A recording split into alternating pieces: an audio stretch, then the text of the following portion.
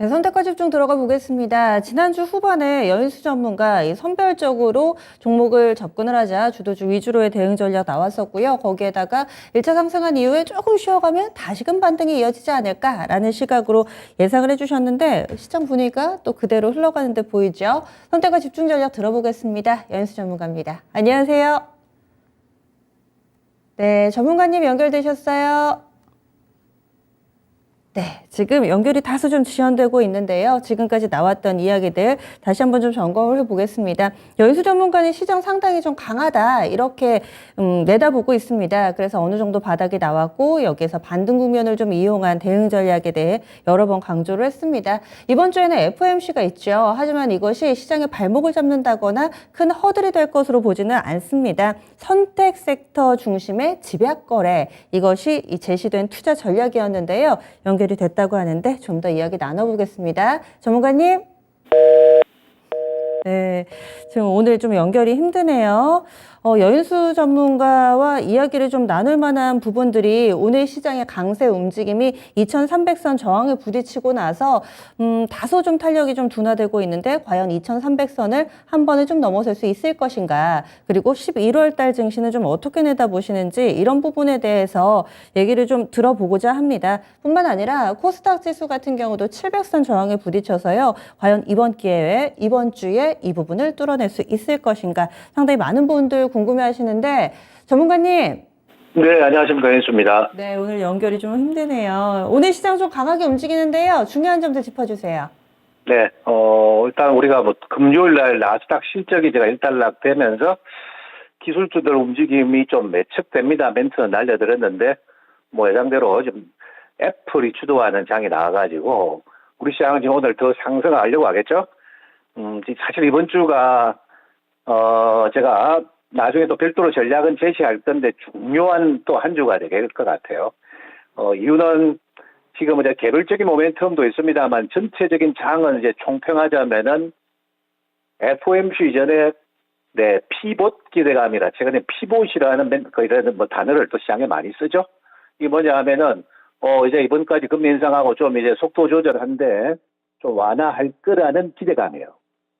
근데 지금 실질적으로 오늘 골드만삭스 아침 제가 새벽 리포트를 좀 보니까 여전히 연준은 강할 것이다. 금요일 날 고용 지표도 미국이 쉽게 지금 이 고금리에도 불구하고 금리를 올려도 고용이 꺾이지가 않는다. 이 때문에 시장의 기대감은 FOMC 전후에서 일단락 될 수 있다. 이런 좀 이야기가 있었습니다. 그다음에 결론적으로 이번 주 후반부의 장은 뭐냐면은 지금 페드에서 나오는 결정과 멘트들에 의해서 장은 향방이 완전히 달라질 수 있겠죠. 네, 이런 부분인데 어쨌든 지금 간택되는 투자들 중심으로 주고 있다가 살아나는 주가들이 있고, 예, 제가 몇몇 얘기했던 업종 중에 간택된 섹터는 오늘 휘날레 파동기 이런 멘트 날려들어 진짜 휘날레 급등도 나오는 주가도 나왔어요. 그래서 오늘 일단 주 전략을 언급드리는데 삼성전자부터 보겠습니다. 전자가 지난주 말에 반락하고 오늘 다시 빠르게 강세 나오죠. 애플이 강했다도 나왔고, 그 다음에 지금 삼성전자나 삼성 직계열에서는 지금 실은 시장에서 지금 좋은 얘기들이 실은 많이 나오고 있습니다. 아직 제가 공개되지 않은 내용이기 때문에 쉽게는 말씀 못 드리는데 하여튼 분사설도 나오고 자사주 매입설도 실은 나오고 있다는 것은 여러분들에게 말씀드릴게요. 네, 설입니다. 아직까지는. 그렇기 때문에 뭔가 좀 주가 관리에 신경을 쓰고 있다는 것은 분명합니다. 단 업황은 메모리 부분은 상당히 좀 안 좋죠. 네, 그 반영하는 주가는 제가 SK하이닉스가 될 거다 했잖아요. 그죠? 이쪽은 당분간 관망이 좋습니다. 안등할지언정 관망하세요. 네, 이거 부분 말씀드리겠고, 이번 말이 역시 2차 전지 쪽을 선택하신 분들이 가장 수월했고 좋았고 신고가도 구경했는 거죠. 네, 이제 2차 전지는 지금 쭉 그동안의 반영이 컸기 때문에 삼성 S사에도 그랬고, 저는 이번 주 2차 전지는 한번 나눠가지고 잘 파실 수 있는 단계다. 기존 소재까지. 단 지금 ETF 출시 앞두고 있다는 거를 제가 지난 금요일 날 자세하게 언급을 드렸는데 이제 좀 이슈를 다루요. 시장에서 한 수 빨리 준비한 자가 이기는 거죠. 네, 한 템포 빨리 준비해 보니까 이런 얘기들이 시장에 나오는구나. ETF가 이제 대형주만 쏘는 게 아니고 중형주도 쏘아준대 이런 이야기가 있잖아요. 네, 그래서 이번 주도 이런 것들이 이제 시세가 나면은 네, 주중에 한번 여러분들이 챙길 수는 있겠죠, 그죠? 욕심만 내지 않으면 된다 했습니다, 이번 말이는. 근데 이제 소수 섹터들 중에서 오늘 뭐 몇 개가 좀 움직이고 있는데, 오늘은 2차 전지 지난 금요일 날 좀 뭐 제가 언급했는데, 지금 테슬라 셀들이 나오는데, 긍정의 얘기는 아닌 것 같습니다. 멘트가 그냥 양일간에 걸쳐가지고 뭐 수직 급등으로 급량이 가버렸습니다. 다 뽑아냈어요. 오늘 28까지 갔다는 거는 요건 이제 덤비면 안 됩니다. 네, 이 정도면은 만족해야 되는 거죠. 네, 이런 게 있다든지. 오늘은 또 이수화학이 최근에 푹 쉬었다가, 네, 지금 보니까 전고체죠. 전고체랑 전고체 헷갈립니다. 전고체는 새로운 배터리의 모델 타입을 말하는 거예요. 전고체는 양극재에 들어가는 소자를 얘기하는 거예요. 전고체 원료 공장 이제 뭐 시운전 들어간다. 양산 준비한다니까 오늘 뭐 큰 급등이 일어나죠. 이런데 그 비기슈에 일반 투에 따라오고 수급이 붙는다는 거죠. 네, 이게 오늘 큰 특징이고, 네옴시티도 제가 뭐 한비글로벌을 중심으로 실은 강하게 이야기한 사유는 있는데 그냥 한번 간단하게만 여기서는 말씀드리겠습니다.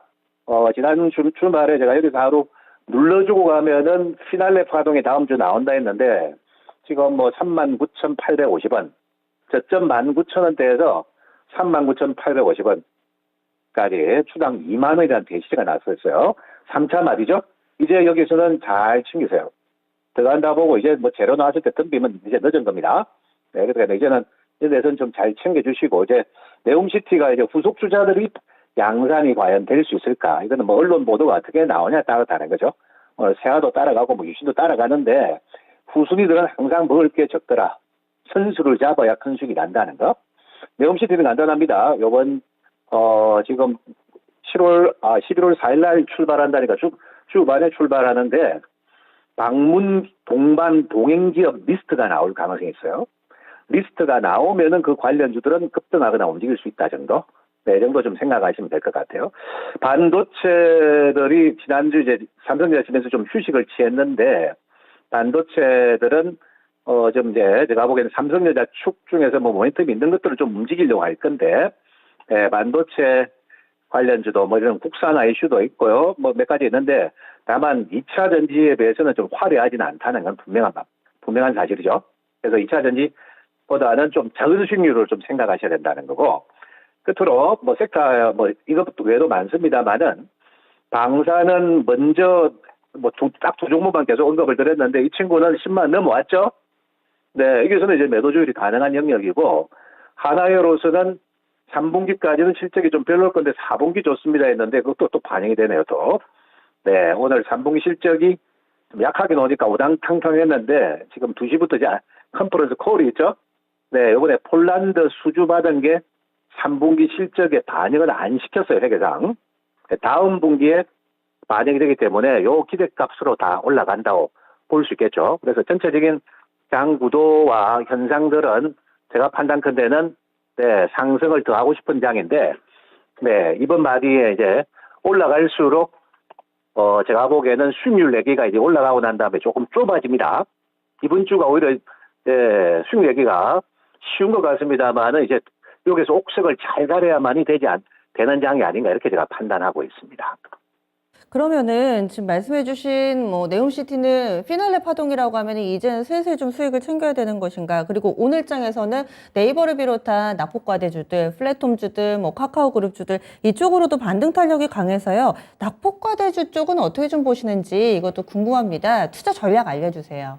투자 전략은 일단은 1차 마디를 제가 지난주는 여러분들께 뭐 금리 인상 전후 또는 중간 선거 기점 얘기를 제가 했는데, 일단은 그 주식시장에 우리가 대응이라는 건 흘러가는 물 흐르듯이 봐야지 딱 고정적인 판단은 좀 삼가하시고, 지금 좀 전에 이야기했던 대로 미국에서 FOMC가 있습니다만 페드가 어떤 멘트를 하냐에 따라서 목표가는 달라지기 때문에 그것은 가봐야 되는데, 주요 공통된 전략은 뭐냐?